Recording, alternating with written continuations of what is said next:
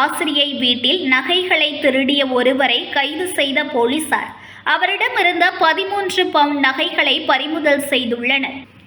மயிலாடுதுறை மாவட்டம் சீர்காழியை அடுத்த சட்டநாதபுரம் கம்பன் நகரைச் சேர்ந்தவர் லட்சுமி அரசு பள்ளி ஆசிரியை ஆவார்.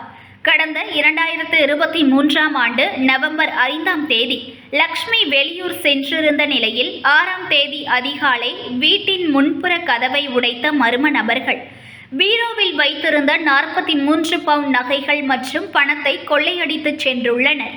இதுகுறித்து சீர்காழி போலீசார் வழக்கு பதிந்து விசாரணை நடத்தி வந்த நிலையில் சப் இன்ஸ்பெக்டர் மணிகண்ட கணேஷ் தலைமையிலான தனிப்படை போலீசார் அப்பகுதியில் உள்ள சிசிடிவி கேமரா பதிவுகளை கைப்பற்றி தீவிர விசாரணை நடத்தினர்.